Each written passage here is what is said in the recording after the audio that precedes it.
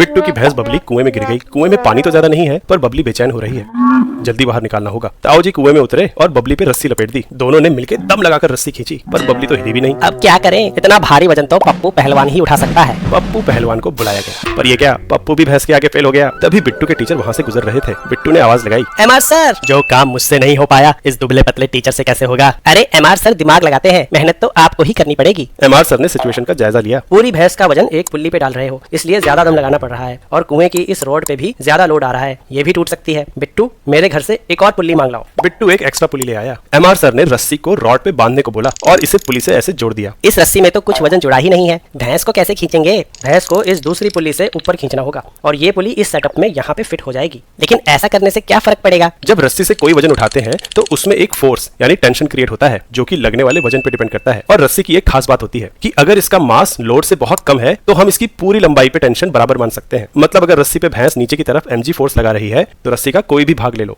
उस पे tension mg के बराबर ही होगा। अब भैंस को अगर दो रस्सियों से खींचे तो ये टेंशन दोनों रस्सियों में बराबर बन जाएगा, मतलब आधा आधा। अब यहाँ एक पुली लगा दो तो ये दो रस्सियों का काम एक ही रस्सी से हो जाएगा। एक गौर करने वाली बात है, टेंशन एक पुलिंग फोर्स है, मतलब ये हमेशा रस्सी से जुड़े ऑब्जेक्ट्स को पुल करता है। जैसे कि एक ही रस्सी पप्पू को भी आगे खींच रही है और भैंस को ऊपर भी। इसलिए भले ही रस्सी एक है लेकिन रस्सी के दोनों सिरे अभी भी पुली और उससे जुड़ी भैंस को ऊपर ही खींचेंगे। हमारे सेटअप में रस्सी का एक छोर रॉड पे लगा है और दूसरे छोर पे पप्पू पहलवान पुलिंग फोर्स लगा रहा है। अगर इस फोर्स से लग रहे टेंशन को टी मान ले तो इस पुली पे ऊपर की तरफ 2t की फोर्स लग रही है। अब अगर भैंस को कांस्टेंट वेलोसिटी से ऊपर लाना है तो इस फोर्स को नीचे की तरफ लग रही mg फोर्स के बराबर होना पड़ेगा। यहाँ से टेंशन की वैल्यू आ गई mg/2। ध्यान दें तो पहले वाले केस में एक ही रस्सी है जिसमें mg के बराबर टेंशन पैदा करने के लिए पहलवान को mg मैग्नीट्यूड की ही फोर्स लगानी पड़ेगी। लेकिन दूसरे केस में पहलवान के खींचने वाली रस्सी और भैंस को उठाने वाली रस्सी अलग अलग है और अब उसे नीचे वाली रस्सी में mg का टेंशन क्रिएट करने के लिए ऊपर वाली रस्सी पे mg/2 की ही फोर्स लगानी होगी। इतना दम तो है पप्पू पहलवान में। बबली बाहर आ गई। आज